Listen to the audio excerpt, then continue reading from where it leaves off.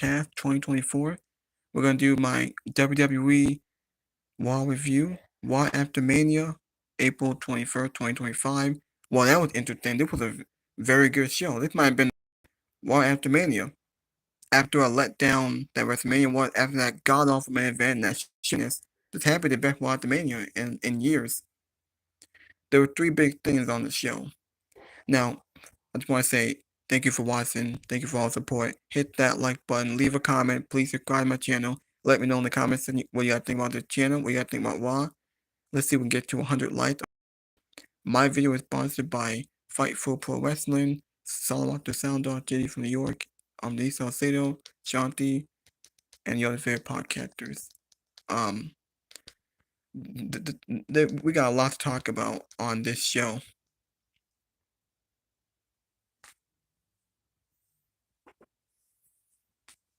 That's how the show ended. As you guys know, the shocking turn from Paul Heyman, Braun Breaker, and Seth Rollins are Paul Heyman guys. CM Punk and Reigns were out there. They were laid out by Braun Breaker. That was crazy.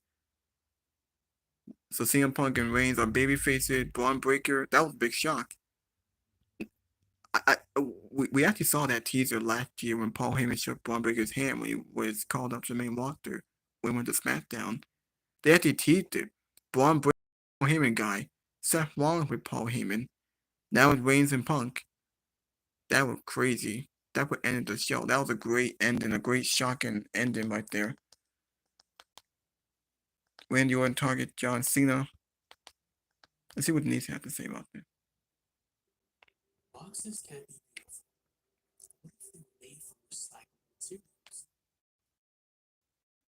Want to see Roman Reigns versus CM Punk, but at the same time, they're finding themselves being screwed by the same person, and at the end of the day, the enemy of my enemy is my friend, right? So, who does CM Punk have a bigger beef with, Roman or Seth? I think it's Seth. He does have a bigger beef with him. He's been beefing for a lot longer. And obviously now with Paul Heyman going with Seth Rollins, it just makes it a lot deeper on that end. Whereas Roman Reigns, I don't feel like it's gotten so personal yet where they can't, like they haven't crossed the point of no return. I think that Seth Rollins and CM Punk, they have crossed the point of no return where they cannot, coexist, right? Bailey Darling, thank you so much for the super chat. Thank you for the support. We got Anthony Cruz here who says, I think Becky will also join Heyman. So that was one of the things that we were talking about earlier on the show was today we saw Becky Lynch also turning heel and attacking Lyra Valkyria.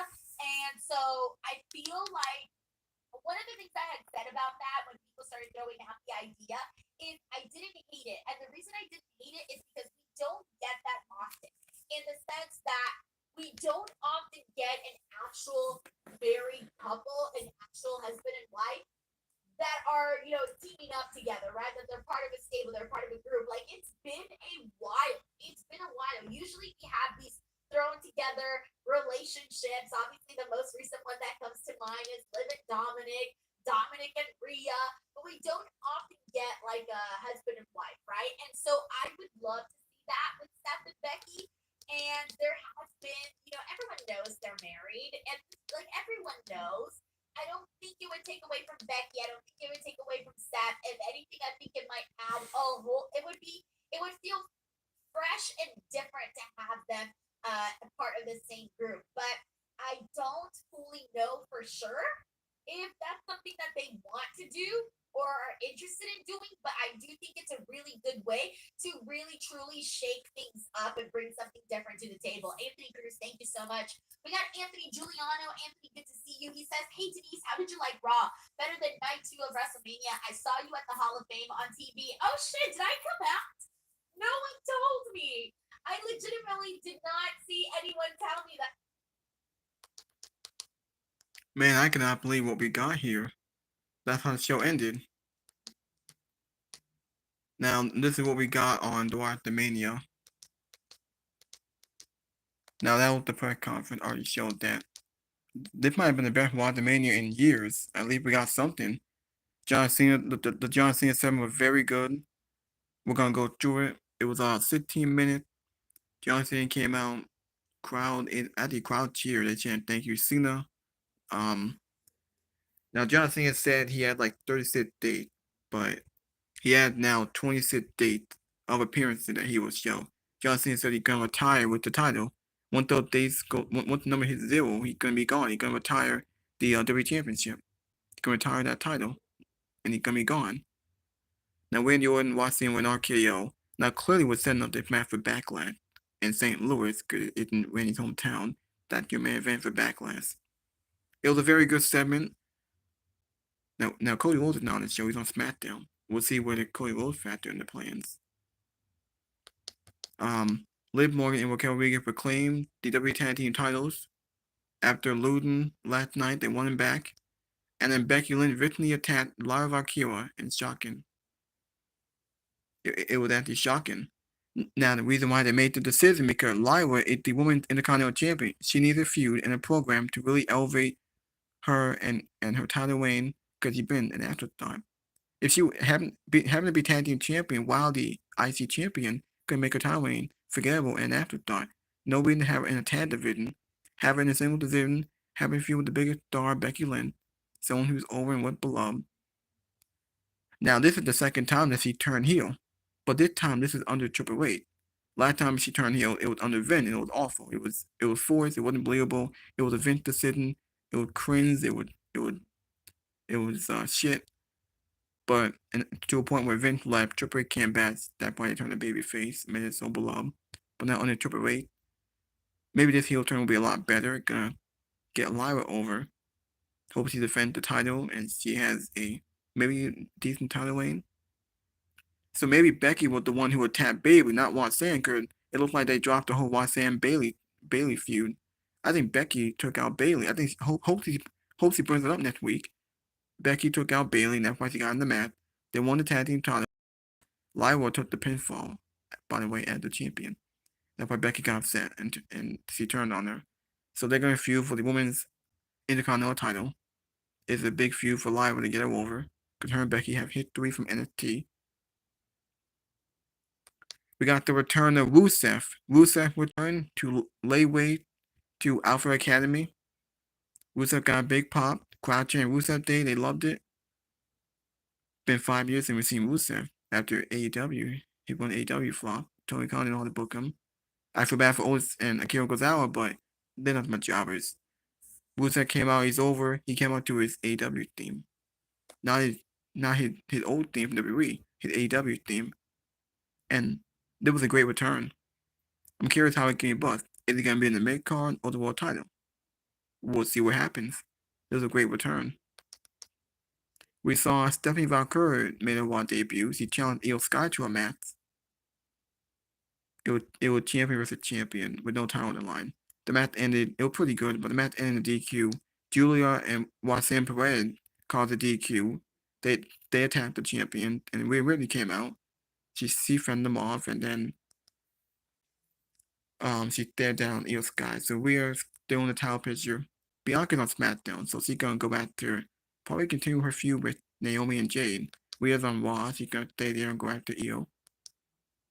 We had the celebration of Jimmy Uso, the Yeet, first night world champion. Sami Zayn came back, and Jimmy Uso, they celebrated with Jay. We saw Dominic defend his IC title. He beat Penta in an okay match. JD McDonough was there. I was disappointed that Judgment Day did not turn heel.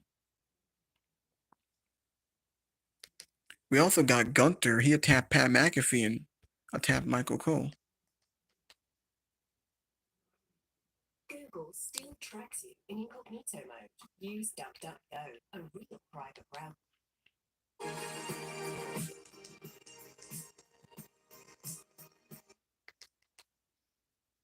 The pyro went off.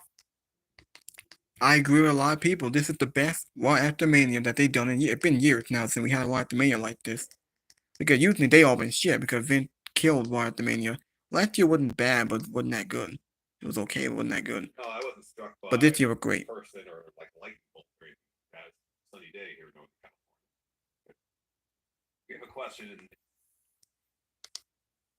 So Reigns and Punk were on the show. Braun Breaker, a Paul Heyman guy. Braun Breaker and Roman Reigns. after that great spear that he gave Roman Reigns at the Rumble, Braun Breaker Roman Reigns is the match. Punk and Rollins might be your match, or they might swap it. We won't know. But man, Paul Heyman no longer the wife man. That's crazy. This WrestleMania, the first WrestleMania of the Netflix era, the first WrestleMania, the first WrestleMania of the Netflix era, WrestleMania back in Las Vegas since WrestleMania 9.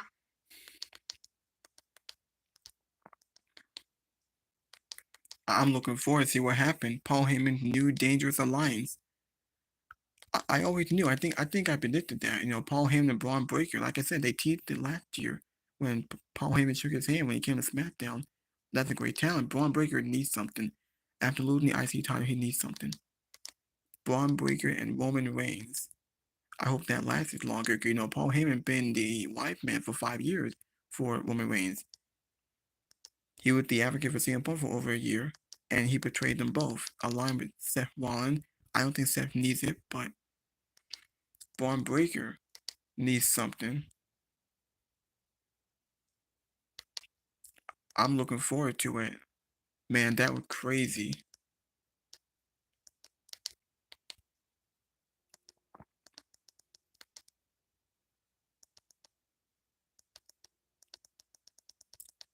That is crazy. You know that?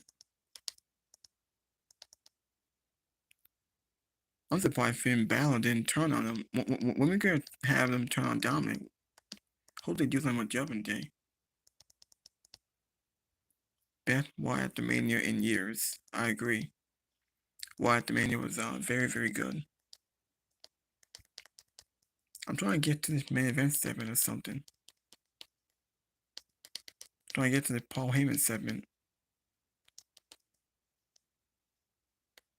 Paul Heyman. So they attacked Reigns and they attacked CM Punk.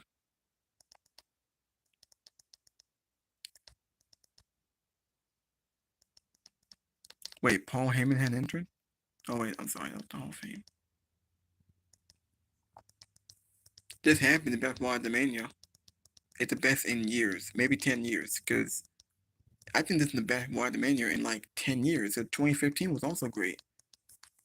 Same thing, War After Mania was shit because Vince McMahon killed War After Mania. He didn't care about the show. He did everything to kill it. Look what happened 2 years ago. Last year was under Triple H, but it wasn't that good. It was decent, just not that good. This year it's great. And we had a great ending. That tells you, well, we all know that Roman Reigns is going to be leaving soon. Once his contract expires, he's going to be going to Hollywood. He's going to be leaving soon.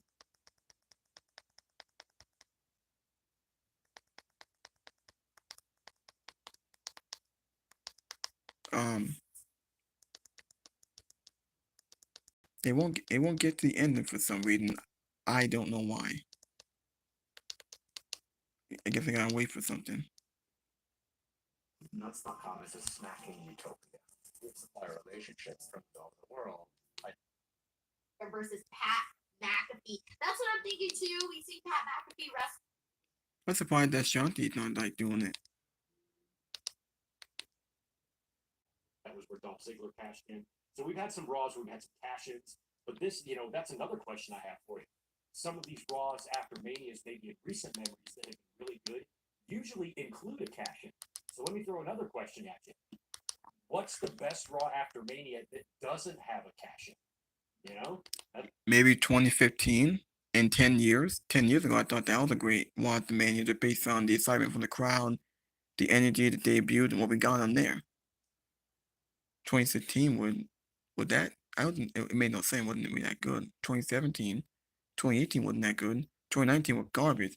2020 that was in the pandemic. That wasn't that special. 2021 was terrible. 2022 wasn't that good.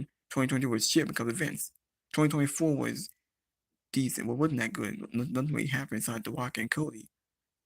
Yeah, we had Watson, we had Dragon, but nothing else happened. John Cena came out, but nothing else happened. This happened before the Mania. Triple H knows how to book War After Mania, and we had to make up for that terrible main event ending. I loved it.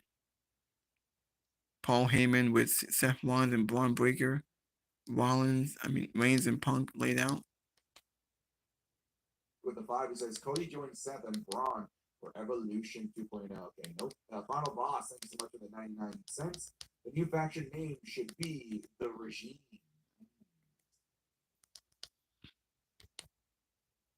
Of something, and I was all set to like read you a transcript of the interview and stuff, but Step back, but he's also going after somebody like a Roman Reigns, someone like a Brock Lesnar, like a CM Punk, one of those top guys. That is exactly what Paul Heyman can help Braun Breaker accomplish because he's already got everything else. He's already got it. And Braun Breaker is going to be down the line. He's going to be, possibly the next Roman Reigns in the sense that, not like Roman Reigns, but the sense that Roman Reigns is the guy that's main eventing WrestleMania. Roman Reigns is the star. Down the line, that can be Braun Breaker. So it's exciting for them to shape the future. You always want to see them shape the future. And it's exciting when you see somebody that is pretty much the total package. And now it's just fine-tuning it and seeing how Paul Heyman can help Braun Breaker elevate his game. Thank you, CJ. We got Anthony Giuliano here who says, looks like we might get ever, right? I can watch that from home, which is fine, obviously.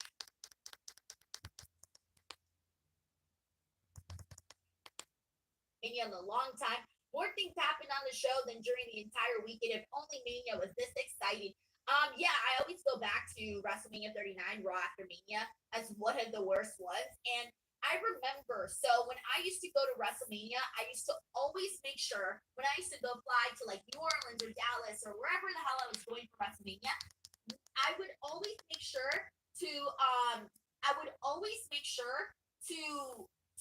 stick around for Raw. And in the last couple of years, I stopped staying until Raw because it no longer felt like a must-see event. Before, it felt like you couldn't skip attending Raw after Mania if you were there for WrestleMania. It felt unskippable. And then in recent years, it felt like, okay, it's not really a big deal if you do or don't go to Raw after Mania. Like, I didn't even consider going to Raw after Mania for today because I'm like, coming off of last night. Still bigger than Braun Breaker, but they both are very similar in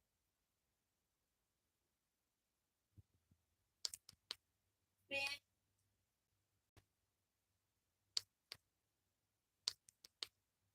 is part of this.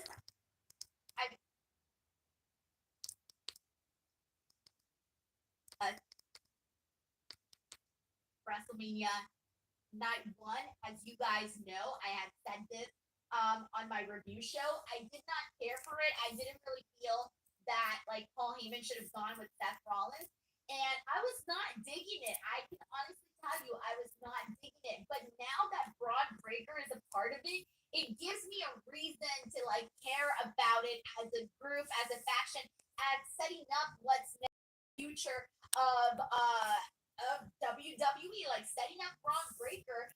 He's gonna be that guy. Like this is gonna eventually lead to Seth Rollins and Braun Breaker, and Braun Breaker is gonna end up getting the rub from Paul Heyman, which we know Paul Heyman is really great at like making these guys. So instead of this feeling like this is all just to benefit Seth Rollins, this now feels like more people are benefiting from this. And now I feel, well, first of all, Braun Breaker's going to benefit from this, but also one of the things I had said coming off of Night 1's review was I kind of felt like Paul wasn't getting too much out of this, but now that Braun Breaker is part of this, I feel like Paul Heyman is getting something out of it by helping once again bring up that next guy, finding the next big thing, right? And I put that in quotation marks only because that name's already taken. I don't know how to say it. The next big thing. All right, it's gonna be Braun Breaker. So it's one of those things where I definitely think that they sort of course corrected. Definitely course corrected, or at least made it far more interesting. This direction with Seth Rollins and Paul Heyman. Thank you so much, Victoru. We got Bailey Darley here who says Triple H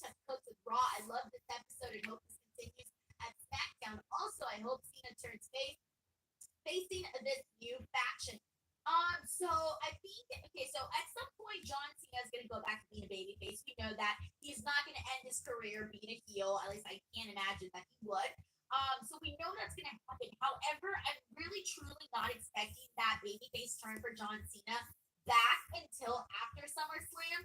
Only because I'm like, dude, we're already in it. We're so deep into this heel turn for John Cena that we need to, keep it going. Even though last night's ending was no good, I still feel like okay, we still got to see.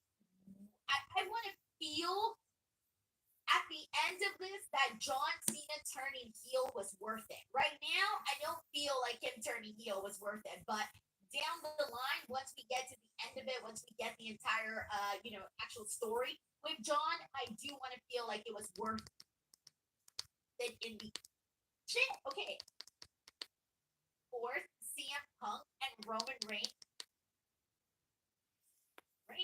are at odds with each other. They don't like each other. They were fighting for the same man and they got screwed by the same man. Now we're in a scenario where Seth Rollins has somebody to be on his side, Braun Breaker. Is this going to force CM Punk and Roman Reigns to find some sort of mutual friendship? Are we going to see a world where Roman Reigns and CM Punk kind of have to get along because they're beefing with the same people? I don't know. That's all I'm looking at this and I'm like, it's not what I expected because I still want to see Roman Reigns and CM Punk at odds with each other. I still want to see Roman Reigns versus CM Punk, but at the same time, they're finding themselves being screwed by the same person. And at the end of the day, the enemy of my enemy is my friend, right? So who does CM Punk have a bigger beef with, Roman or Seth? I think it's Seth. He does have a bigger beef with him. They've been beefing for a lot longer. And obviously now with Paul Heyman going with Seth Rollins, it just makes it a lot deeper on that. Whereas Roman Reigns, I don't feel like it's gotten so personal yet where they can't, like they haven't crossed the point of no return. I think that Seth Rollins and CM Punk, they have crossed the point of no return where they cannot, coexist, right? Bailey Darley, thank you so much for the super chat. Thank you for the support. We got Anthony Cruz here who says, I think Becky will also join Heyman. So that was one of the things that we were talking about earlier on the show was today we saw Becky Lynch also turning heel and attacking Lyra Valkyria. And so I feel like one of the things that I said about that was we don't or are interested in little camera and whatnot can happen, right? It's the start of a new.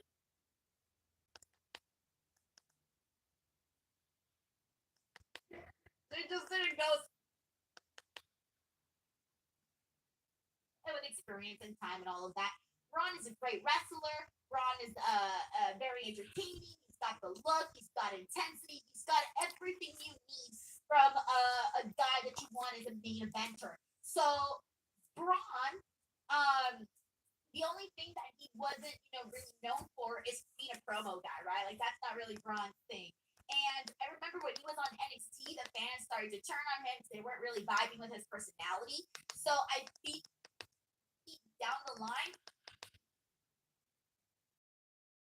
Giuliano here who said we connected with that person and we said, shit, I care about this person. I felt like that was basically left.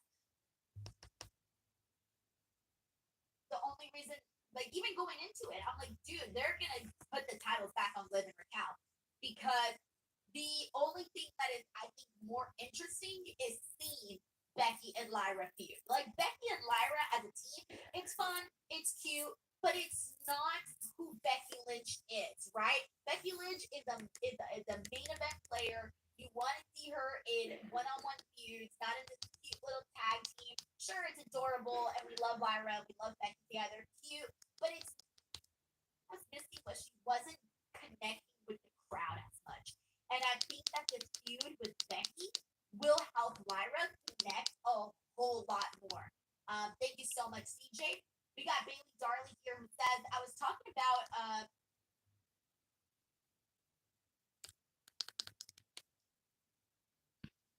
saw from this women's segment today, it made me feel like that is happening. But time now, and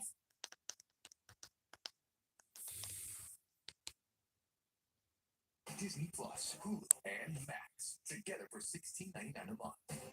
What did you? War After Mania was the best War After Mania that we ever seen in years. Something else? Right decision for Becky to be healed. Because the man needs like something new, something adjusted. Calico Kid says WWE's women's division.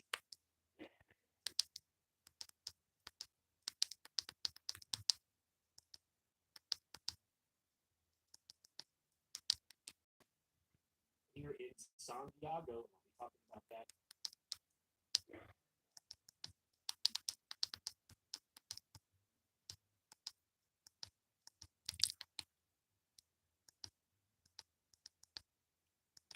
Man, that was crazy. Reigns and Punk are taken out.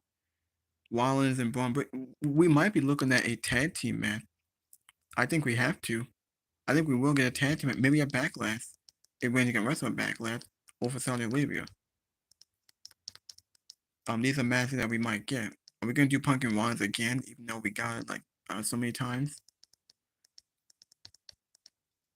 What a wild night. One of the best Wild Night that we ever seen. Yeah, great ending. Braun Breaker needs it. He needs something. He's not gonna be in the mid card again. He's not going to Jey Uso, I don't think. I think he will. He can win Money in the Bank. Alright, now, hold on.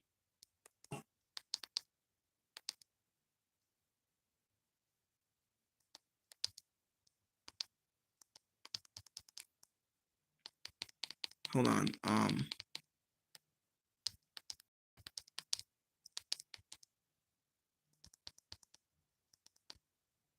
That it? Or is there more?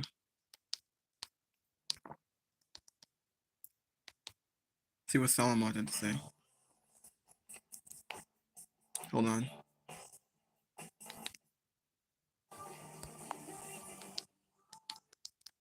Now Solomon to sound off. The best Paul Heyman in years. A new Paul Heyman guy. We could be looking at a tag team. Reigns and Punk and then feuding have to team up and go after Seth Rollins and Braun Breaker. I'm interested in that. Braun Breaker, Roman Reigns, after the great spear that Braun Breaker gave Roman Reigns at the Rumble, that is gonna be interesting. Braun Breaker definitely a world champion. He can definitely win Money in the Bank and casting on Jey Uso, going after Reigns' cousin.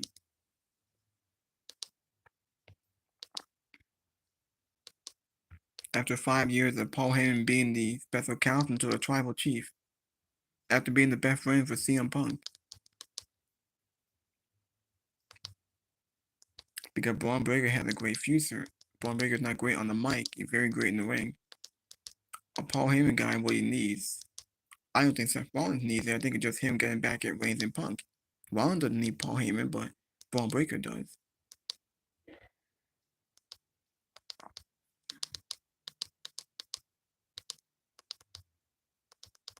After everything that Paul Heyman did to get CM Punk in the main event, he betrays him. Oh my goodness!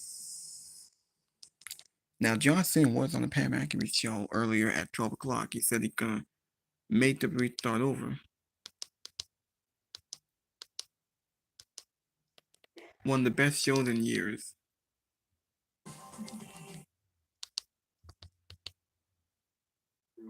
41 WrestleManias, all of them. Well, I guess the first one.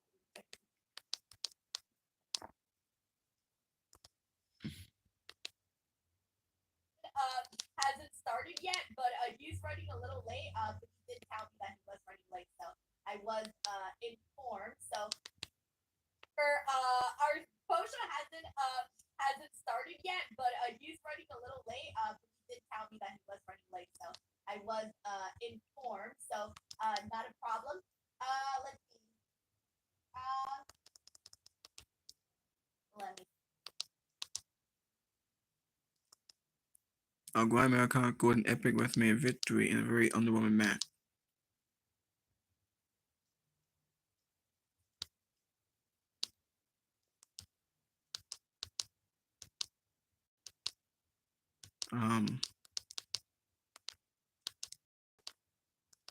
We got Just Alice.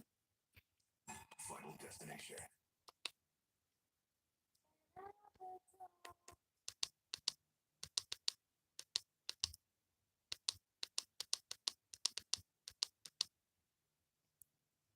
Those are the scheduled date for John's 36th date. Well, now 27 because he already showed us 6 times. The Wumble, the Chamber. Well, actually 7 times because he was on the debut on Netflix, the Wumble, the Chamber, WrestleMania, the 3 show, the Go Home show, or Las Vegas 3 times. Twice. Johnson had like 27 dates now. It was 36, now 27.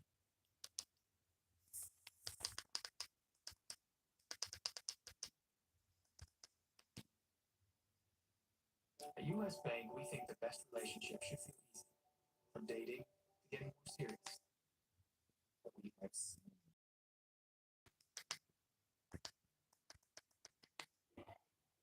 this was not a WrestleMania, frankly, that inspired a lot of excitement when it was over, especially on Sunday night. So we had a show tonight where, in a lot of respects, it felt like the reset button was pushed, and it was a necessary move to make. But we'll start with what happened at the end of the show, because we had Seth Rollins and Paul Heyman out there. The new alliance that has been formed between Heyman and Rollins coming out of the night one main event. And CM Punk came out. He was not going to let that lie. He went after them. Roman Reigns came out. We had the big reveal of a new Paul Heyman guy. We had not only one new Paul Heyman guy coming out of WrestleMania, we have 2 new Paul Heyman guys coming out of WrestleMania, and his name is Braun Breaker. Braun Breaker is somebody that Paul Heyman has had his eyes on for a long time. Not only on television, going back to the NXT days, but in real life, behind the scenes. He has been working with Braun Breaker for quite some time now. Triple H has talked about this. It's almost like a pet project for Paul, trying to mold him and shape him because he sees what this guy has as far as his potential to be a main eventer. And working with Paul Heyman to try to bring out of you, whatever it is, maybe that isn't there yet, try to take him to the next level is a great idea. Now they're going to get to work together on screen. Because when we went off the air tonight, we had Paul Heyman raising the arms of just not only Seth Rollins, but Braun Breaker as well. Laying at the feet were Roman Reigns and CM Punk. Stomped into oblivion. It was a hell of a way for them to go off the air. This was a very newsworthy episode of Monday Night Raw. It was, there were a lot. Not just with John Cena and Randy Orton, they're going to feud. Becky Lynch turned heel, she's going to feud with Lyra. Rusev made a return. It looked like, I think the women's division is looking good so far. We got Roxanne, Julia, Stephanie, Io, Rhea's now involved. We had the celebration of Dominic with the Judgment Day. We had the celebration of Jey Uso. Gunther went after Pat McAfee. That was crazy. He went after Pat McAfee and Michael Cole. And then we got the ending. That was all Breaking did, because what's Braun Breaker going to do? I think Braun Breaker could definitely win Money in the Bank. We could be looking at a tag team match, whether it's at Backlash or maybe Saudi Arabia. I don't know when, but I think we will if momentum is going to work. Backlash. I think it makes sense just based on what we got here. So now we have, I guess, something of a new dangerous alliance. I like it. Paul Heyman has been associated with the Bloodline now for 5 years. And it gets old after a while. He's been the wise man now for so long. I'm ready to embrace the dangerous alliance era in WWE, which we really haven't seen from him. Usually he's associated with one person. It's been a few times before maybe he's had a... Yeah, Paul Heyman been like the white man for Brock Lesnar for like 20 years. He was with CM Punk for over a year. He been with Roman Reigns for 5 years. Roman Reigns was great, but he does get old, does get tiring. I think it's one course after Reigns lost the title, and Reigns did say that he's gonna be, once the contract expires, he's gonna be leaving and going to Hollywood pretty soon. So wasn't that Paul Heyman? Braun Breaker.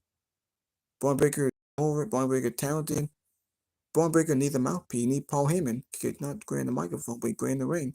He's dominant. He can be the next Roman Reigns or Brock Lesnar. I think we could get this match at SummerSlam. We could. couple of different people, but we're so far removed from that it was refreshing to see him on screen tonight at the end of the show with two people that he has not been associated with before. It's about time. We got him away from the bloodline stuff. And now it sets up a whole bunch of different directions and possibilities as far as Rollins and Breaker and Roman and Punk. And, the sky's the limit as far as what they could do with Braun Breaker. I mean, he's going to be a WrestleMania headliner one day. Braun Breaker, Jacob Fatu, we can see, right? Everybody, unless you got cataracts in your eyes, you can see where these guys are going. But Braun Breaker is that dude. Okay, he lost his Intercontinental Championship last night. Didn't get pinned for it in that fatal four-way match. But it was a necessary move because he didn't need it anymore. What was he, a two-time Intercontinental Champion? And he had a nice little run with it. It's time to elevate new talent to the top. He's that guy.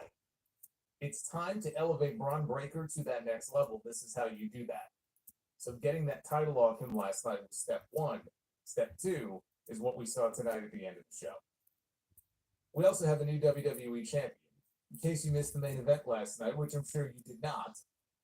But we have John Cena. He was on the show tonight. And we now know what the direction is for him going into Backlash, which should really be no surprise. Given the Backlash is in St. Louis, John Cena was laid out tonight with an RKO out of nowhere. And nothing is official yet. But it's pretty clear what our main event, or one of our main events anyway, is going to be on that show. How could that not be the main event? You have to do Cena and Orton at Backlash in St. Louis. That's your main event. Unless if we get the tag team match, we could be looking at, if we're going to see Roman Reigns and CM Punk wrestle at Backlash. I hope we do. I know last year we got a tag team match that was very good with a storyline. I think this time we have to. Roman Reigns and CM Punk will be forced to team up against Seth Rollins and Braun Breaker and Paul Heyman on their side. So Paul Heyman leaves CM Punk, his best friend. He leaves his tribal chief. He's no longer a white man. He's going to be an advocate. I don't think Rollins needs it. Rollins can speak on his own, but Braun Breaker needs it, definitely. So they set that up as well on tonight's show. One man who is no longer a champion is Gunther. Now, Jey Uso was on the show tonight, and we'll get into what Jey was there doing. But I was wondering, okay, where does Gunther go from here? I don't see him working with Cena. Two heels, right? They're not gonna do that. But what do you do with this guy? This guy has literally been a champion for 85 to 90% of his run in WWE on the main roster. Where does he go from here? Unless he's just gonna win the championship back from Jey Uso like that. So what do you do? And I still don't have a good answer for you. Long term, I don't know what their vision is, let's say heading into SummerSlam, for example. But we got a taste tonight of what his next match may be. And the angle they shot tonight was actually very well done. And it involved the announcers. It involved Michael Cole. It involved Pat McAfee. It was a big injury angle. I'd say injury angle. It was an attack. They kind of oversold, I think, as far as what may have happened to Pat, who walked off on his own power. But I thought that angle was very well done. And Gunther did us a lesson because, honestly, look, I don't hate Pat McAfee. But as this weekend has gone on in Vegas, I mean, as if I have to listen to Fiend enough times, which is too bad because I actually liked that song at one point, and now I don't really need to hear it again for at least 6 months. But, Pat can get a little grating on the nerves. The longer you listen to him, as in Jim Ross and Jerry Lawler, when you do it sparingly and you do it the right way, that people feel he's been owed for all these years because he's able to go out there and be himself. To be for Gunther coming out of WrestleMania. We had several returns on the show tonight as well. Sami Zayn was back on the show. Rusev, worst kept secret, it's Rusev Day. He was back tonight on the show. JD McDonough, back with the Judgment Day after that wicked injury a couple months ago. Becky Lynch, who just came back at WrestleMania last night, already turned heel on Lyra Valkyria. And oh, by the way, we have new women's tag team champions again. So Becky Lynch goes heel tonight. We had a very unexpected match between the NXT Women's Champion and the Women's World Champion. First time ever. Io Sky against Stephanie Vicaire. And they had a really good match. Of course, if you were expecting a clean finish going into it, I'm sorry to disappoint you. But what we got tonight was a little taste of what the future holds with these two women. That was unexpected. I was not expecting to see that match on the show tonight. So we had that. We have a lot to get into here. They also made an announcement about Survivor Series. They announced that Survivor Series is coming to Petco Park in San Diego Saturday after Thanksgiving. That's going to be November 29th. No mention of War Games in the logo, which doesn't necessarily mean anything this early. But there was no reference in the logo to War Games. It just said Survivor Series San Diego. I've never been to Petco Park. Everything I've heard about it, though, it's one of the nicest stadiums in all of Major League Baseball.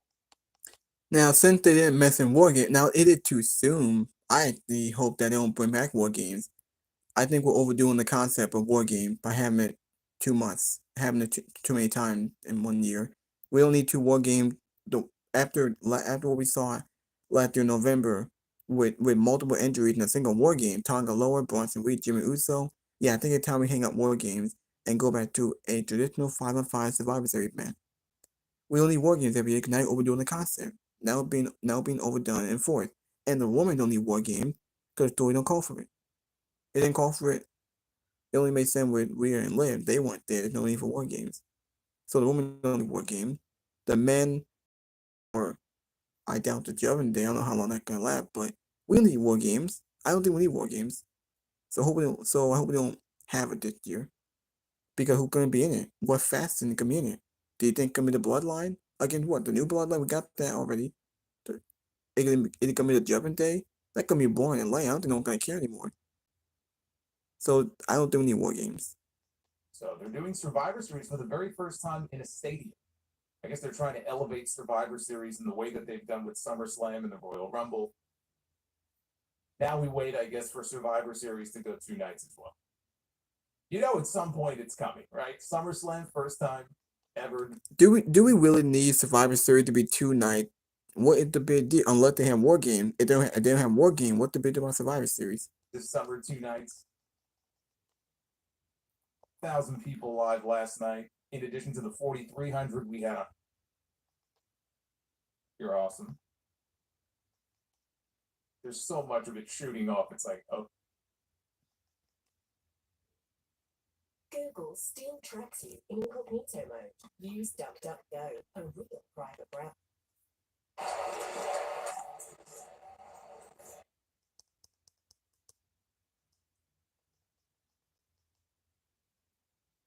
And thank you to everyone. You know what, Corey? You know the wrong question.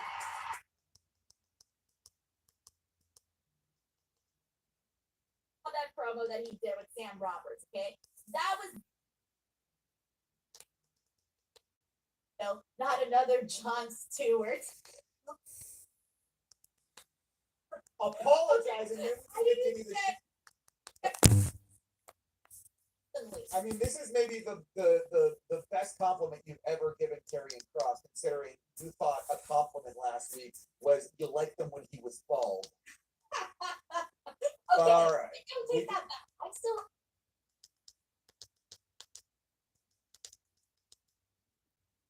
On CM Punk and Roman Reigns. In the main event of Night 1 of WrestleMania, they saved the aftermath of that situation for the closing segment of tonight's Raw after Mania. There was a small part of me that thought WWE was simply going to give Rollins a microphone. He was going to say the bare minimum. We weren't going to forward anything coming out of Mania. CM Punk would show up. There'd be a brawl. Rollins would leave him laying, and we'd go off the air. That's what I thought we were going to get. And I thought we were going to get that because WWE, they don't like to show all their cards at the same time, especially coming out of what happened last night on night 2. I wasn't really expecting WWE to do much of anything. But my, oh my, did they leave everyone very happy with the conclusion of this show. And man, did they get people excited about what's to come, not only going into next week, but going into Backlash on May 10th in St. Louis. Paul Heyman has added another piece to this now unnamed faction that he is seemingly forming right before our very eyes. I do not think he's done. I do not think that he is done. Braun Breaker has now joined Paul Heyman and Seth Rollins in what I am now unofficially labeling the new Dangerous Alliance on Monday Night Raw.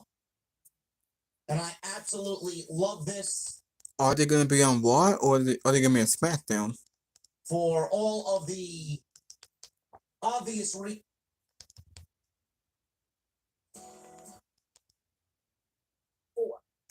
I don't think so. I think that we're gonna see Cena hold this thing until Cody comes back.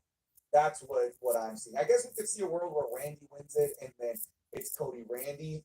But with Cody being like the face of the WWE and him losing the way that he did, I feel like the continuation of this is Cody getting the title back in some capacity, in some way, shape, or form. Dude, because okay, here's the thing though, is that when Cody gets back the belt, I think we have to be in a place though where the fans actually want to see it, because we can be in a place, Santi, where the fans want a completely new person. There could be somebody else. You know how it is. People's attentions, they shift very fast, and their adoration can switch very fast, and they can jump from person to person just like that. So I don't fully know, but at the same time, given the way that everything played out, it does feel like Cody needs to get revenge, because they made him look not so great last night, okay? I did not like the way they made Cody look, and he does need some form of retaliation. Right. It's interesting how much we disagree on that WrestleMania main event. I love Travis Scott coming out. I thought that it was a great payoff. I'm not buying your acting skills, Santi. If you think about it, the connection of everything that's going on, like it all revolves around Travis Scott. Like I was cheering with how good that was. Live. Go back to acting class, Santi. I do not buy it, okay? Go back. I do not buy it. That was horrible. Dude, I was like yelling. I was yelling at Travis Scott. Dale Prisa, move faster, because I could not believe that it was a joke to me. It was a joke seeing him walk out there so slow, taking his sweet time. It was Wait, insane. did you go? Because you said you weren't gonna go. That you were gonna go back to your office. I went, so I was gonna fly back here, but I got too stressed out about making my flight back. I had to be busted open, and it gave me like a very small window. So I decided to stay and do my post show from the hotel, and Finn Balor being removed from the Judgment Day. But Braun Breaker is now moving on to bigger and better things. He gives up the Intercontinental Championship to now stand side by side with Paul Heyman, who manages nothing but Hall of Famers. He now stands side by side with Paul Heyman and Seth Rollins, and is automatically thrusted into a program with CM Punk and Roman Reigns. My God, how you go from Intercontinental Championship to basically the main event overnight is absolutely a beautiful thing to see. It's an unbelievable thing to watch. Now, I mentioned last night that Braun Breaker lost because he was probably going to wrestle Bill Goldberg at the next Saudi show in June or SummerSlam, the latest. I think it might be Gunther. I still think that is the potential plan. We have Mining Jim. Oh, goddamn these commercials, man. Of their music, I think it's going to be an uphill battle. Okay. Thank you so much to Orange World. We got MS King here who says, Santi, be careful what you wish for. No, because he really should want to go back after John Cena after what happened.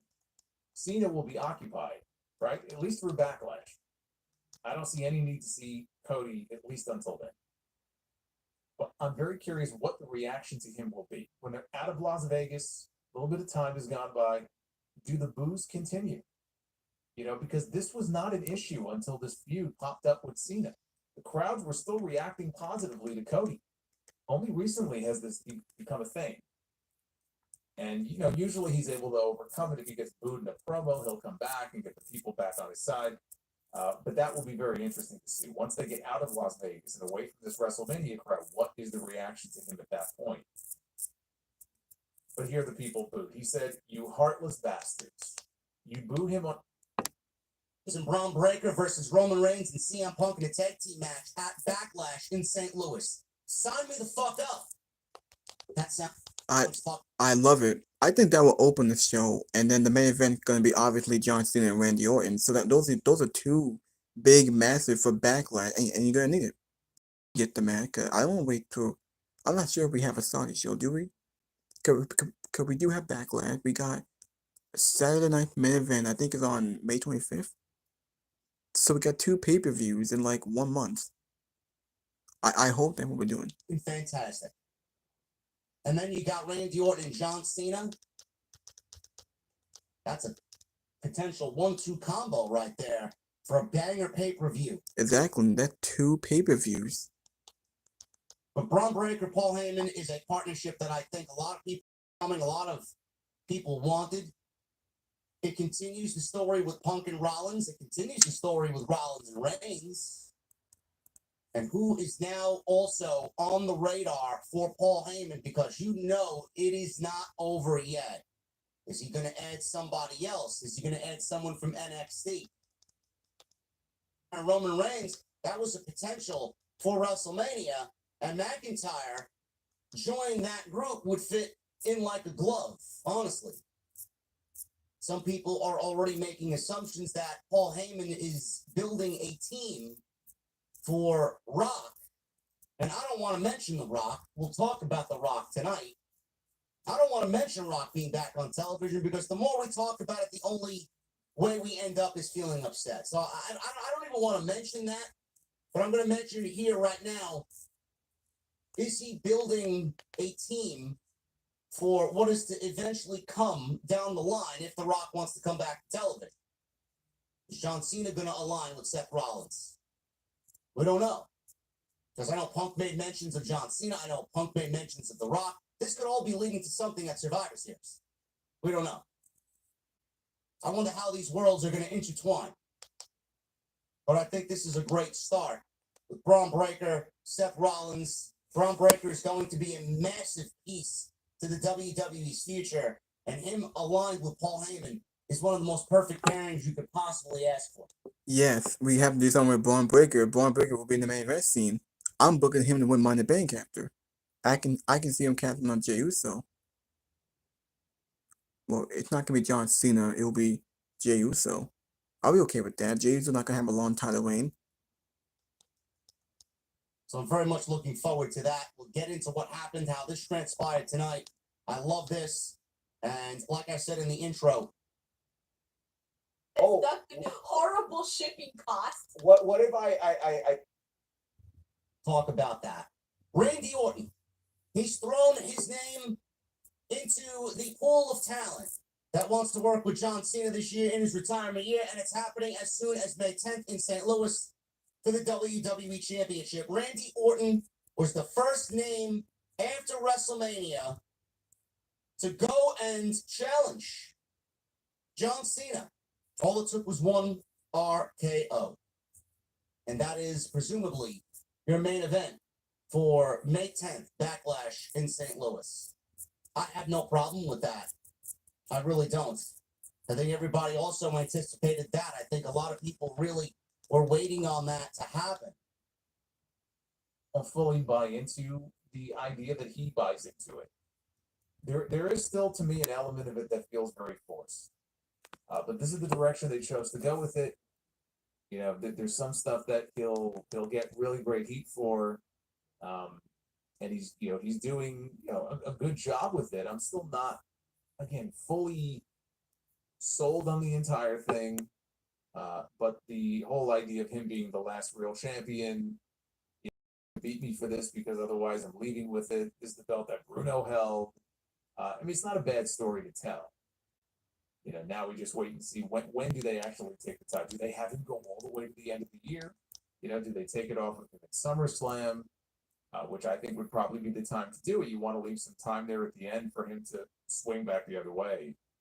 Cena Orton, though, makes the most sense. not a big surprise there that's going to be the next program. We had a rematch from WrestleMania last night. Has on the calendar before he retires. I don't know what's next for Cody Rhodes. You would think he wants his championship back. You would think he wants revenge. You would think he would be angry. You'd think he'd be on the fucking biggest Monday Night Raw of the entire year. One of the biggest shows all year. Never mind Monday night. Cody was not in the building. Cody was not at Raw. That's fucking lame. That's just lazy fucking writing. I agree with that. I mean, last time he lost in the main event to Roman Reigns, he showed up on the Raw after Mania and asked for a rematch because he got screwed over. But here, he gets screwed over in the most in one of the most anticlimactic dog shit endings I ever seen. And he's not on the show. I don't care if he's on SmackDown, but he's not on the show. And it made Cody Rhodes look stupid. I mean, Cody Rhodes lost to Roman Reigns. He got screwed because of Solo in the Bloodline, and he came out on Raw after a rematch, and he tried to get it, and he was thrown into a program, but here he's not.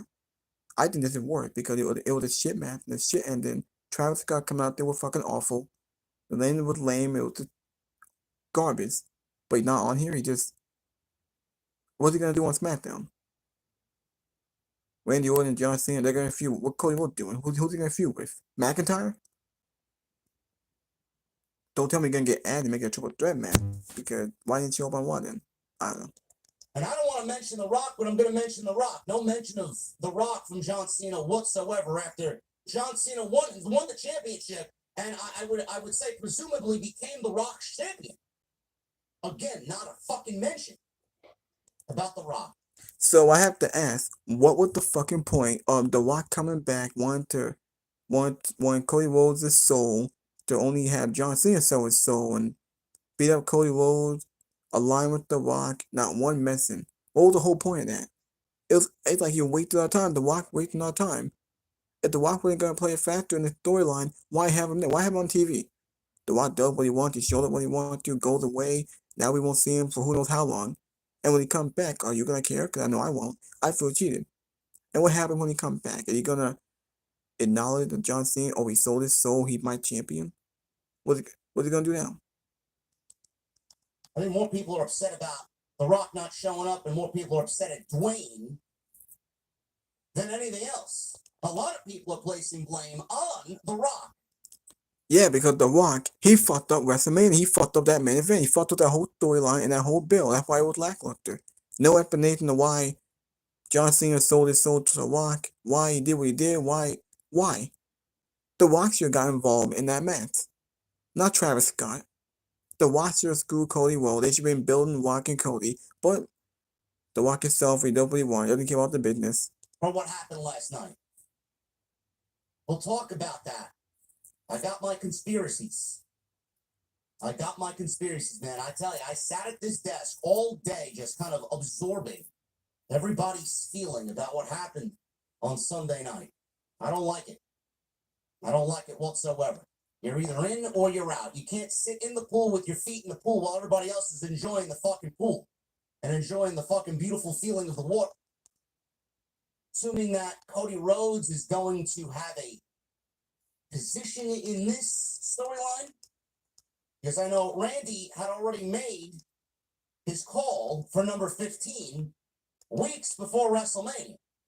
Even when Cody was champion, he said, no matter if it's you or Cena, I'm coming after the championship. So Randy Orton, kept word on his promise. Now, where is Cody in all that? So we'll talk about that as well. Gunther. One of the best, this may be the best segment of the night. Gunther attacked the commentary team because they are so pro Jey Uso. Gunther attacked Michael Cole. He was about to put Michael Cole in a sleeper. Pat McAfee came to his defense. I enjoyed it. I don't think it was better than Brock Lesnar attacking Michael Cole. I thought that was great, the way how Cole sold the F5, but it was great. It was awesome. Gunther still being dominant. And Pat McAfee ended up in segment. I don't know where they're going as far as Gunther, but Pat McAfee is no stranger to in-ring She had an unexpected challenge tonight.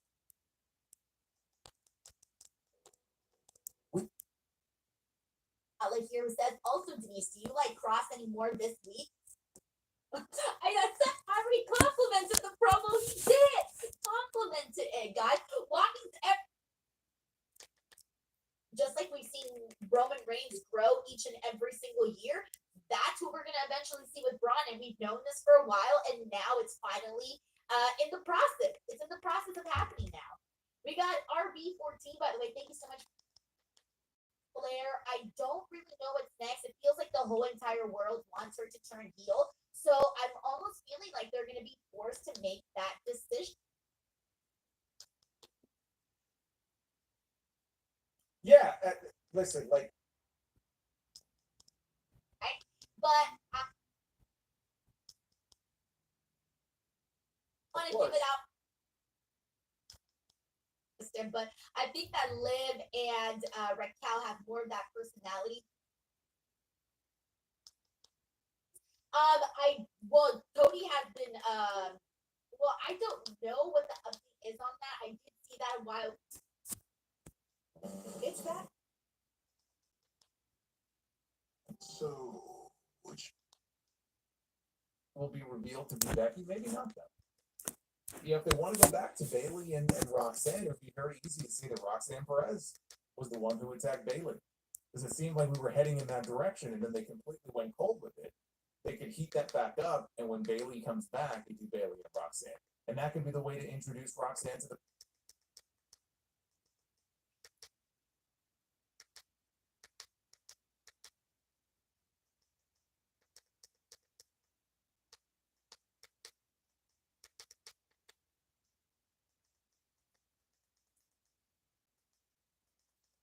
I actually wanted to see this ending.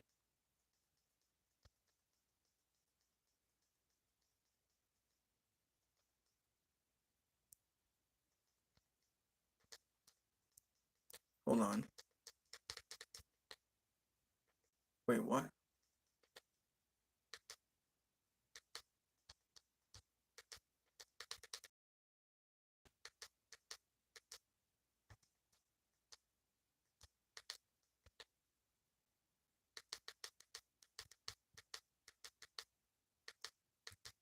Is that it? Why is it going the other way? I don't like that.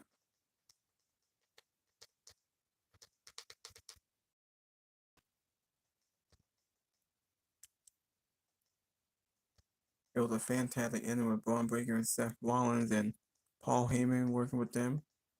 Paul Heyman should really work with Braun Breaker. Rollins don't need it.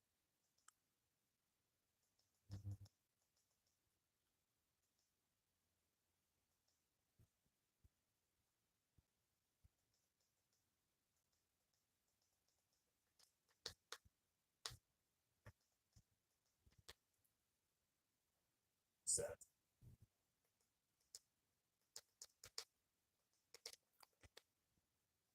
A little bit more special to me because we were seeing a completely Tire, but it's all black, and I love that vibe. Comes out, there's no fucking fireworks. He got fireworks tonight, but there's no fireworks, there's no flash, it's not flashy, there's no strobe light, there's nothing. It's all black and white. Comes on out. Very simplified, man. I like it. And this new thing that he's doing now, especially in this run, he's wearing the belt backwards. He does this thing where he holds his towel above his head.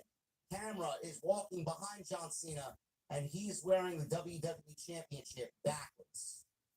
Another sign of disrespect for the championship and a disrespect to the fans who value that championship. And he's doing the same thing that he did in the early days of his career.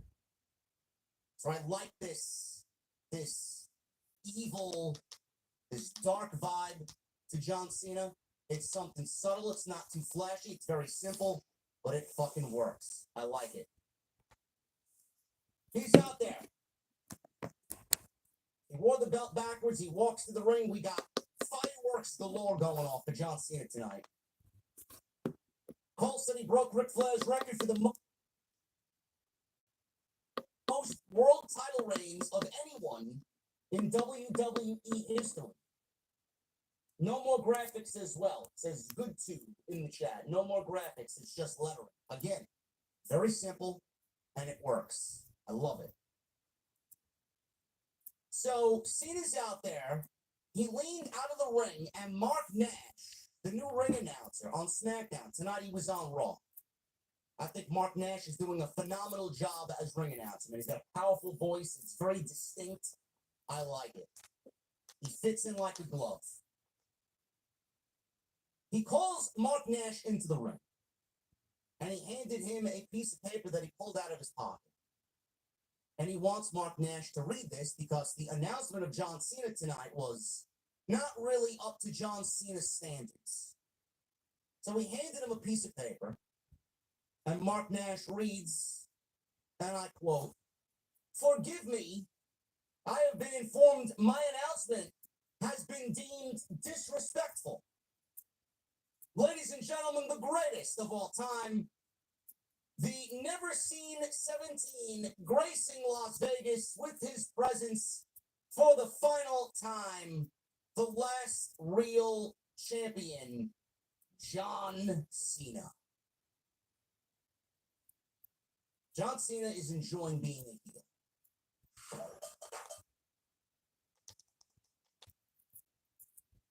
Google Steam Traxy in incognito mode. Use DuckDuckGo, a real private browser. Deterred. I don't know if John Cena knew if it was going to work or not. I okay, Thomas is the only one. No, I didn't follow that at all. Evolution 2 song. So You are not worthy. You think that on Friday you can bully me, and then I step in a ring with gold around my waist, and just because you cheer, I am supposed to forgive you? Yeah, that's not how a functional relationship works. He said just because they showed up in a good mood, you can still tell them to go straight to hell. There was a Cena chant tonight. They were very pro Cena in Las Vegas. They were pro Cena last night at WrestleMania in the main event. They were pro Cena on Friday night on SmackDown. Cody was booed on Friday, on Sunday. And if he was out there tonight, he would have absolutely got booed for a third straight night. But a lot of people are now wondering, what does that mean for Cody Rhodes? I don't really think it means much of anything. This is the smartest mark crowd that WWE will be presenting in front of, entertaining in front of all year.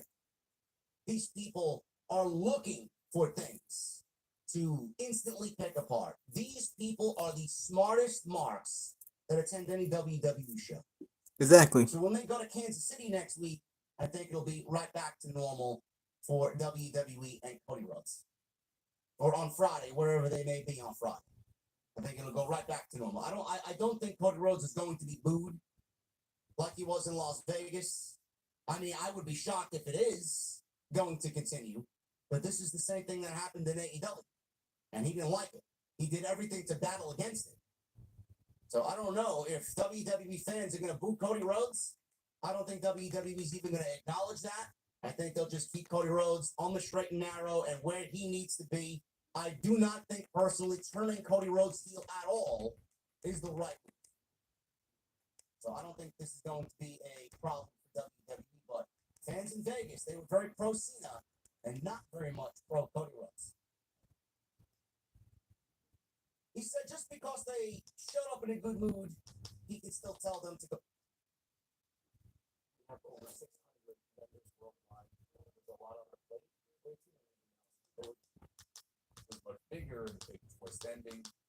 As a match, though, this triple threat match that opened night 2 was the best match of WrestleMania weekend. Or the WrestleMania match.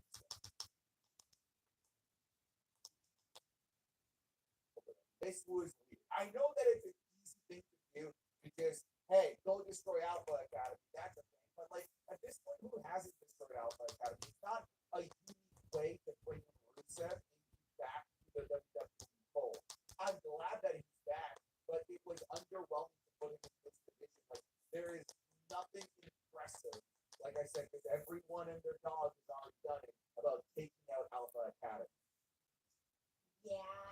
unfortunate. And here's the thing: when the New Day was out there, I was actually excited about what their heel championship was gonna look like. And I'm thinking, okay, heel New Day and tag team champions. Here we go. Let's kind of get that moving once again. Maybe we can get some more buzz out of that. And then it just kind of went into this, and I thought to myself, like, I can't believe Rusev is coming in on this feud here. And I know this is hey, go get a match with Otis, cool, great, sure, I love it, great. But I just didn't see this as a successful. And don't say he did beat him in like 5 minutes. I'm gonna keep talking Yeah, and well, maybe that's Santos what they will drop. And Rusev and Jeff that way with me. Santos ain't doing anything. Andrade not doing anything. Go on, he with the Miz. No one cares. I'm known for being a fan of the Miz. And I'm actually trying to set something up here, but I botched it. So hold on. Yes. Wait, here it is. Here it is. Here it is. Maybe an anus, but they are a group of idiots. For 25 years, they called him so much worse. He says he has taken their best shot and always gotten back up.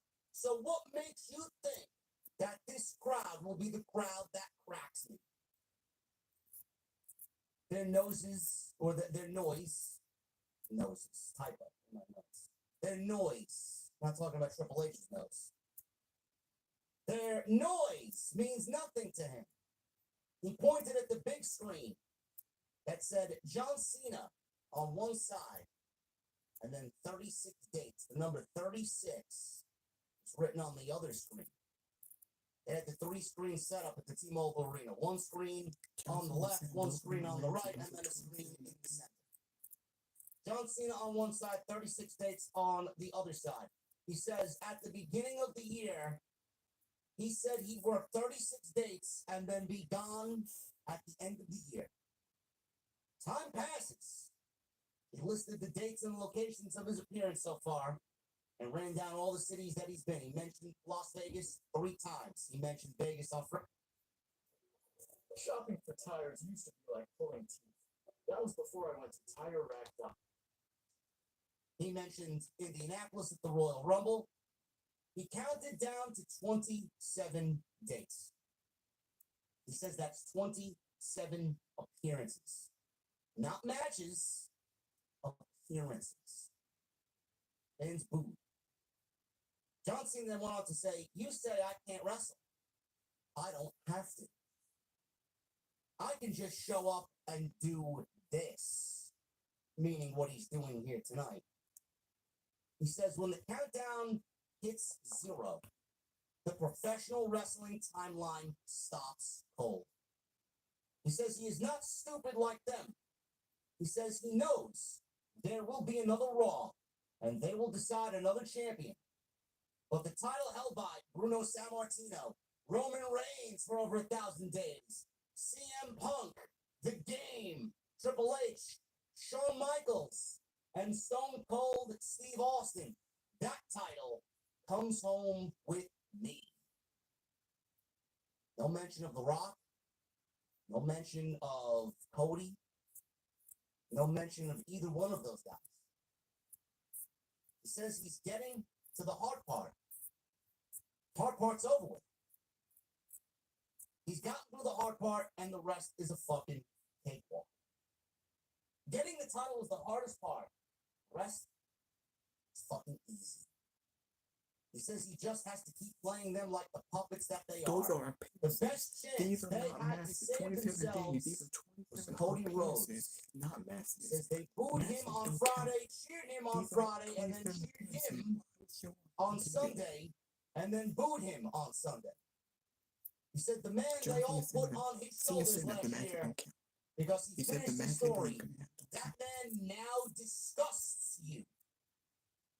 He says that's what's wrong with you, and that's what's wrong with all of this. He said Cody was flat out outclassed and out wrestled, outshined, and flat out destroyed on Sunday. He says it's time they take a bold look in the mirror.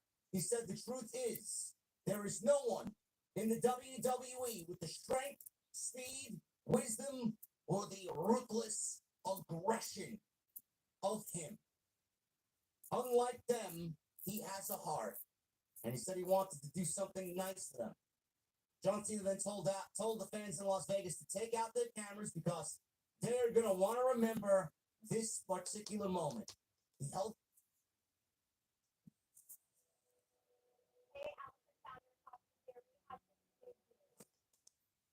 So the question, keep the same energy, Denise. You said you would root for the streaker. Would you root for the streaker? he was laying flat on his back after an RKO.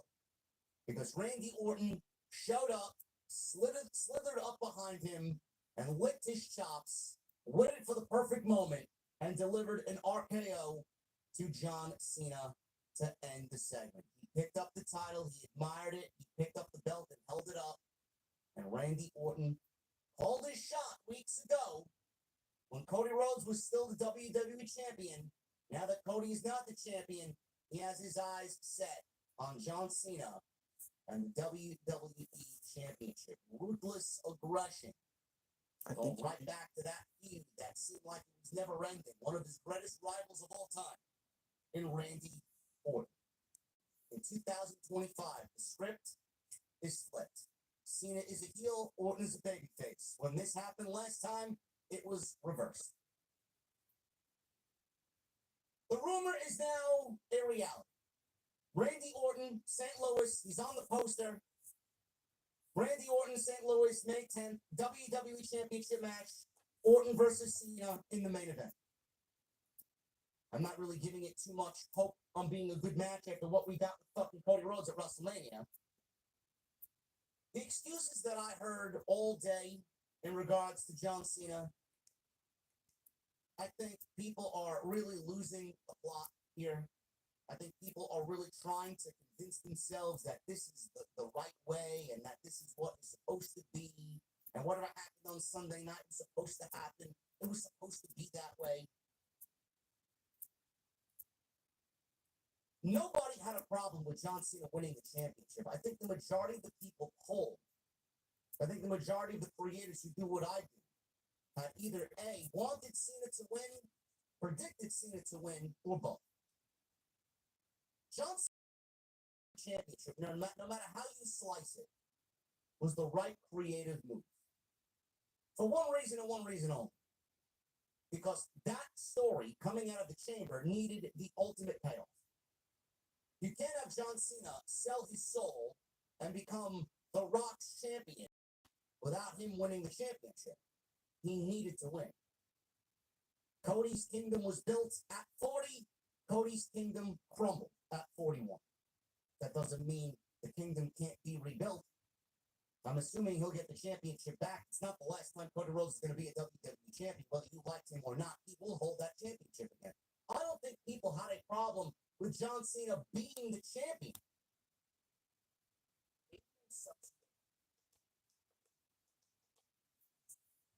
Orton was just the beginning.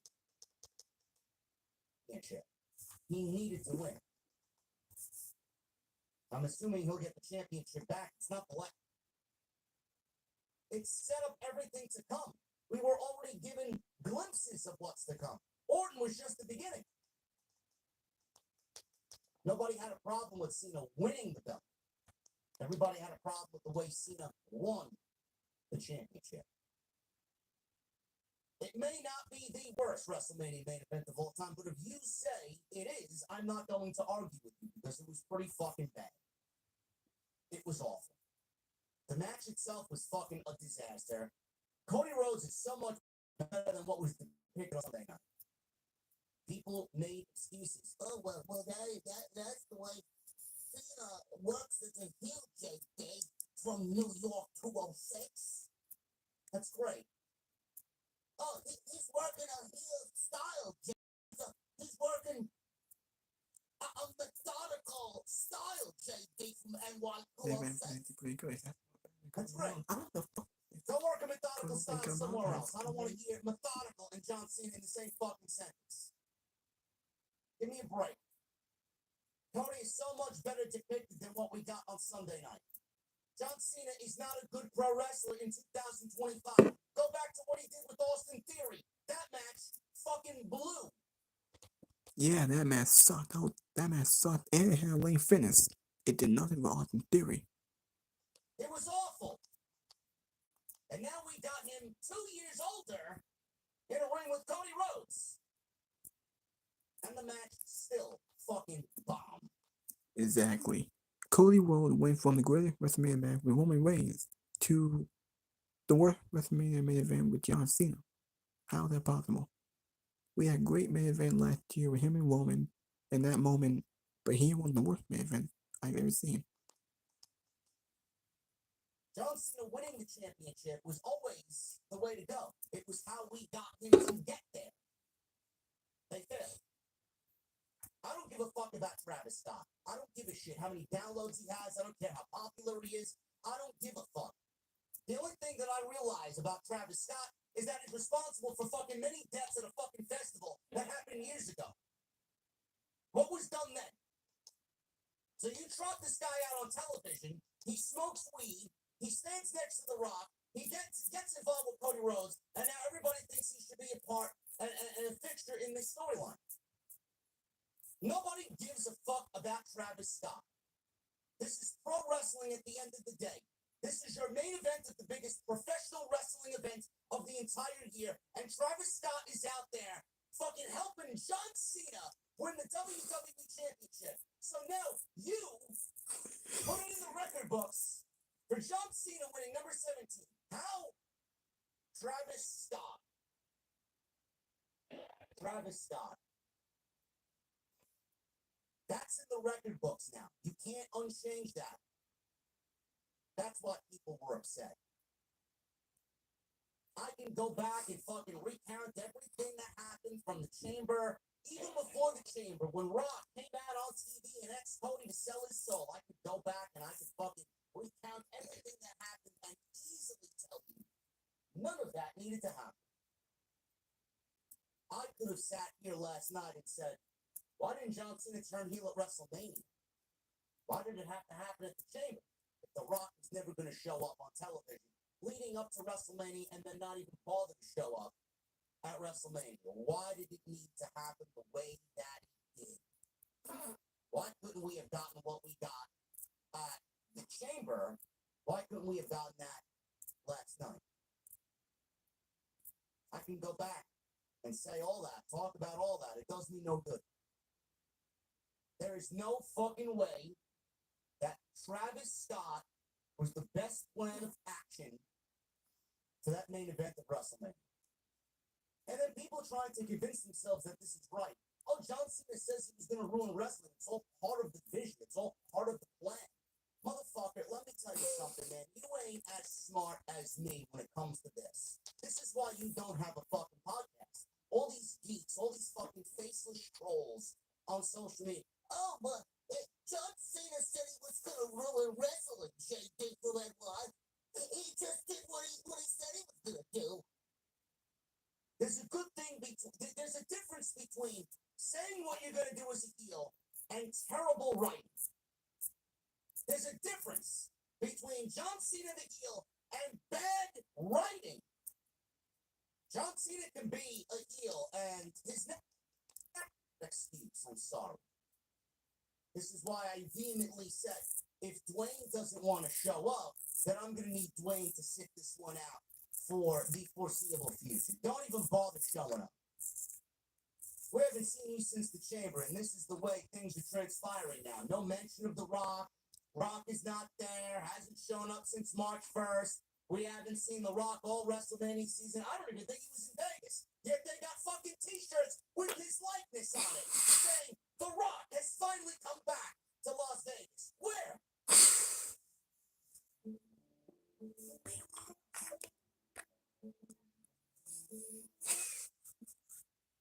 He wasn't in Vegas. He was fucking sitting on his island paradise in Maui, drinking his fucking tequila. Rock wasn't at the Hall of Fame. He wasn't there to see Triple H inducted into the Hall of Fame. I don't want to get all conspiracy theory on you, man. I don't. But The Rock said this once, I'm going to say it again. He's not going to commit. Then we're going to need you to commit yourself the fuck out. Because all you're doing is ruining the fan base. All you're doing is bringing the fans to hope and dream that this story will continue because you put yourself in a position to tell this story and then you don't even bother to show up.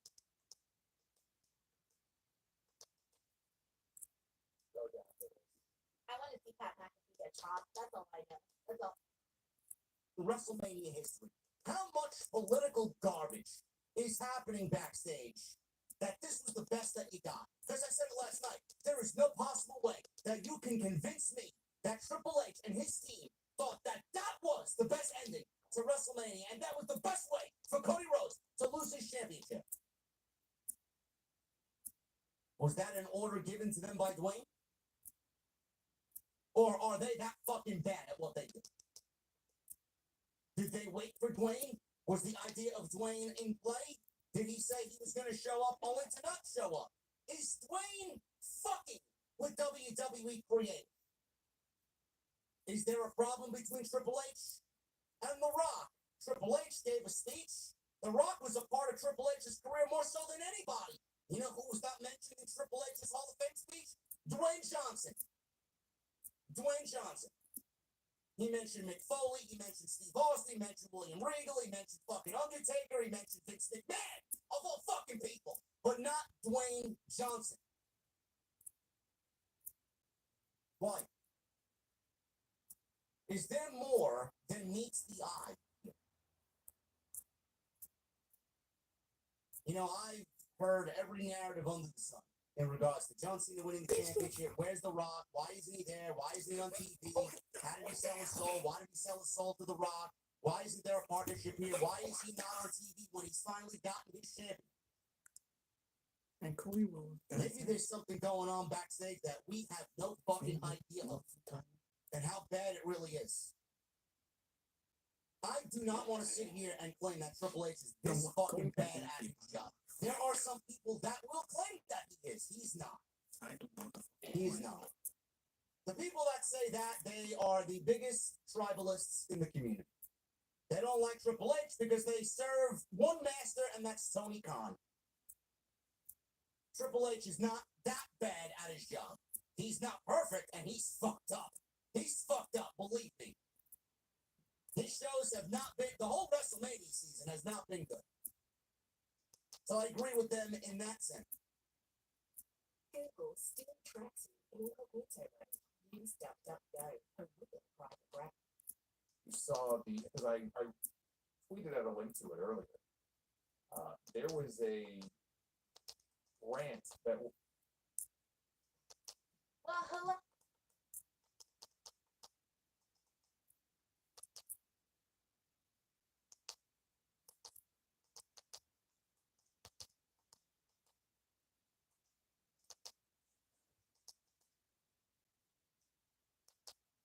Woo!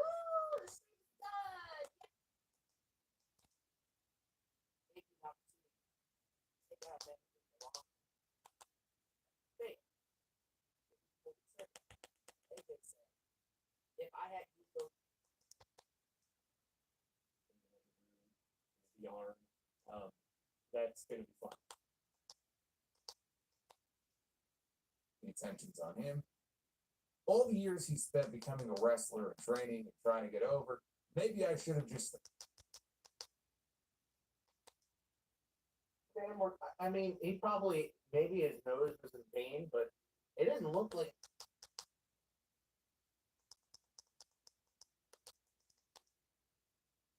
Is so terrible, especially this thing. Instances like this, Triple H is gonna fuck up on his own across the year, but situations like this, where he is supposed to be there, and The Rock doesn't show up, and all the blame gets placed on Triple H, and that happens and happens and happens strategically over the course of the year, the next year, the next year after that.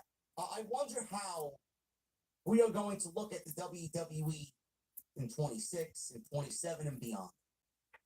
When WWE is no longer with NBC Universal and they move completely everything all over to Netflix. I wonder what the shape of WWE is going to look like. Is Triple H still even going to be in charge as the chief content officer? What I want to know. Is this all being done by The Rock so that his company, $7 Productions, comes on in, has a major stake in WWE, and The Rock hires his own people to run the show. America, you deserve a better burger. The Sonic Smash.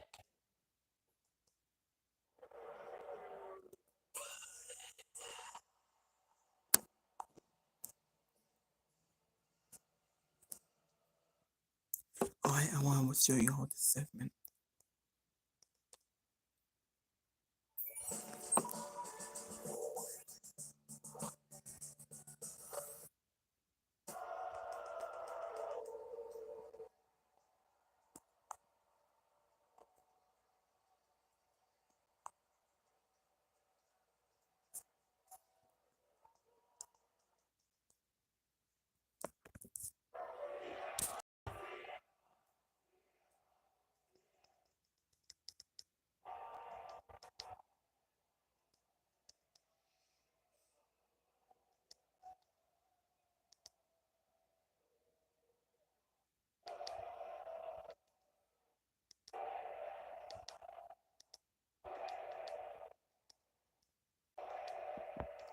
Man, the crowd with chanting "Fuck you, Heyman."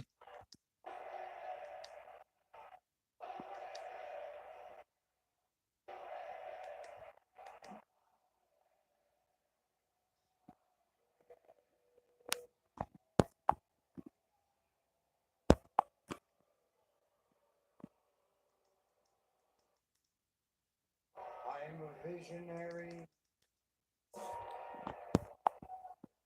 I am the winner of the main event of WrestleMania.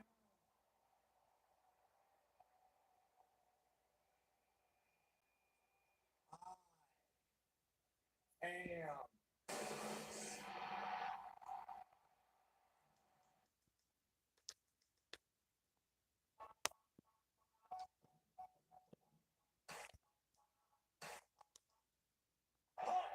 Rollins! 48 hours after the Mania main event.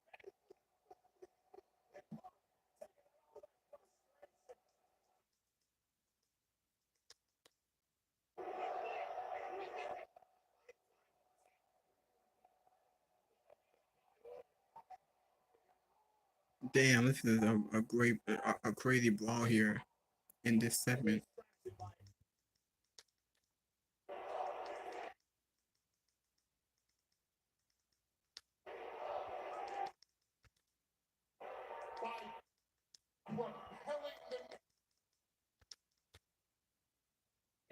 Everyone said my Oh, God damn it, man.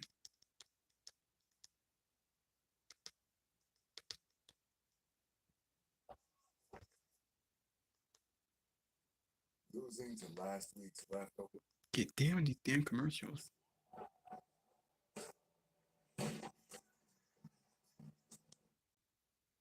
This Mother's Day, luxury is how mom defines Hold it. on. Of course, she might define Declares a number one top star. I'm about to see.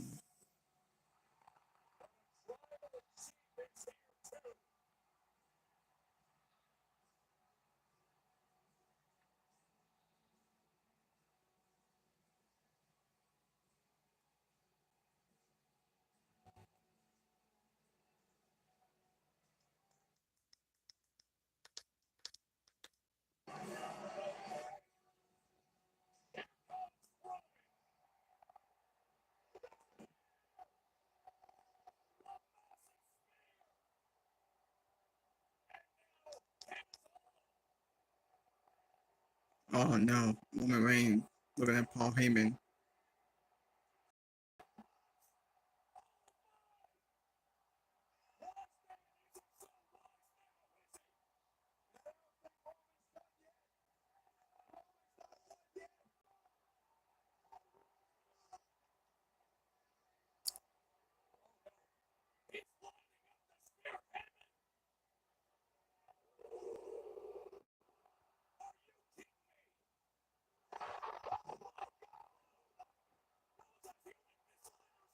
Braun Breaker. Man, that was a crazy spear.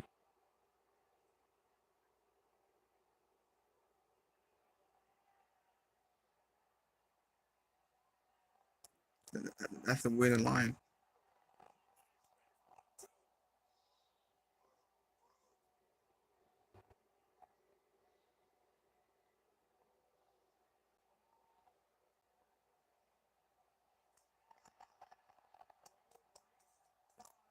Damn, that's crazy.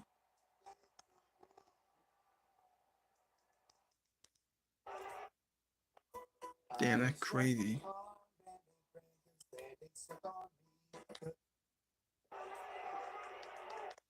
This guy's big Roman Reigns.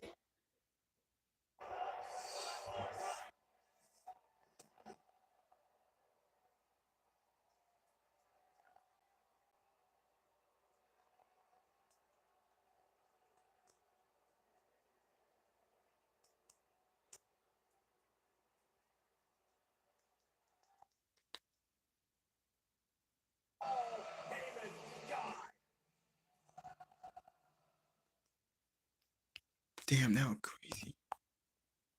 And that's how it ended. Man, the crowd chilling. Fuck you, Heyman. Heyman double crossed two of his friends. On that show. They may just save him for whatever's coming next. So we don't know. He could very well win Money in the Bank for all we know. But if I was to make a logical guess as to where Cody Rhodes went next, my first line of thinking would be Drew McIntyre. We'll see what happens there. But this segment was great. Cena's promo was fucking great. The stench and the bad taste of what happened on Sunday night is still very much present in everybody's mouth. They are going to need to wipe that shit away. They're going to need to cleanse their mouth very quickly of what happened on Sunday night. And I urge you, do not let them live that down. If you have an opinion, voice it. If you have social... Cole said no. He said, I'm not going to allow a bully to stop me from calling the Raw after WrestleMania.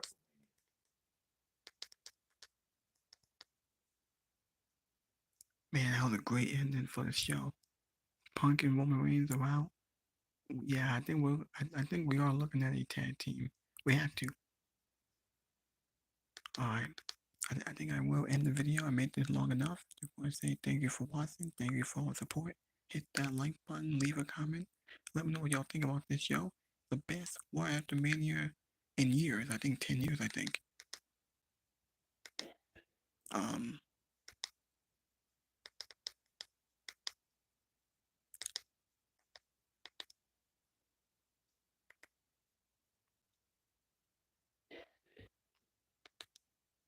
Yeah, I'm going to end the video here. Alrighty. 5 or an 8. And he was wrestling a guy like, he was like a very like, you're old, like, Hell, whenever they started here, it's gonna be like, You know, at least the Cesaro, as great as he was such a beast, you know, he didn't have that explosive promo ability.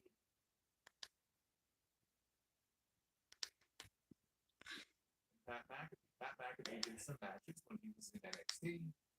He had a WrestleMania match. It's an instant turn-off for me. It really is. I don't Then they need show Paul Tatum Heyman. Paxley and Gigi Dolan sitting at ringside. They're sitting at ringside because they're going to be challenging the winner of the upcoming match next for the Women's Tag Team Championships. It's either going to be Becky Lynch, Lyra Valkyria, or Liv Morgan and Raquel Rodriguez. So they ran this match back. This is the opener of the Raw After Mania. They ran this match back in a rematch from WrestleMania. Now, the WrestleMania match went about 8 minutes or so.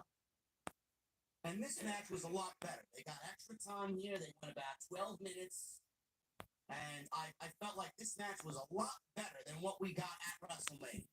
The only difference is Becky and Lyra walked in as champions tonight. They did not walk in as champions on Sunday night. Becky took Bayley's spot.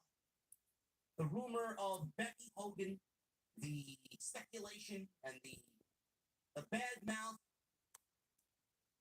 fake narrative on Becky Lynch on social media. That was being spewed all over social media, on Twitter, and the IWC. Becky Hogan.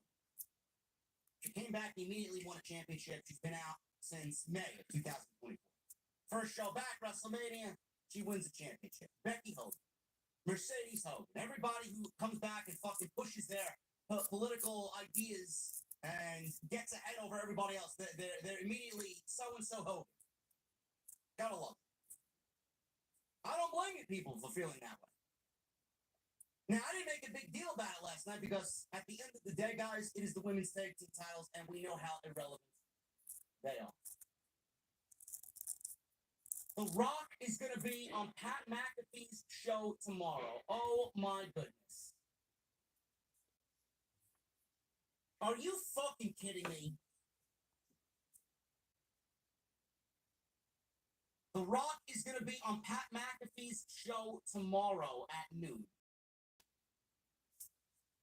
You gotta be fucking kidding me, man. Man, that is... I don't know, where is McAfee still going to be in Vegas? Or is he going back to Indianapolis? Man, that is... Man, that's ridiculous. You can't be bothered to show up at WrestleMania, but you'll sit down with Pat McAfee. It may be via satellite. Hologram says it may be via satellite. We don't know. Regardless, he's making an appearance. He's showing his face.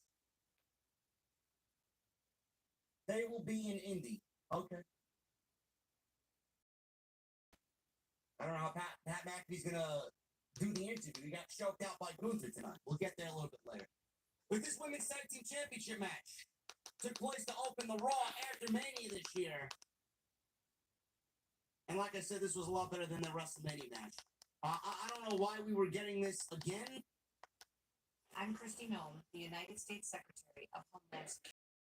Thank you, President. Got this rematch tonight. So the heels beat up Lyra. They go through a commercial break. Becky Lynch gets the hot tag as soon as we can come. We've seen Orton before. He's fine on his own. He's capable of doing certain things because, he's not really taking breaks in the movies and stuff. He's been pretty apparent about that, where it's like, I'm just doing this. I'm not doing all this stuff.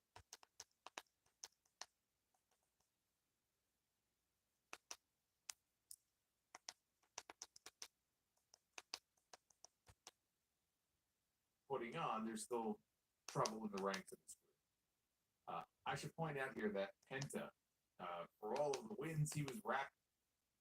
Yeah. Everybody was down. We got chance of a very sloppy looking tornado DDT on Raquel. Yeah, I'm going to end the video. Until next time, I will see y'all later. I made the video long enough. I don't make it too long, but I'll see y'all later.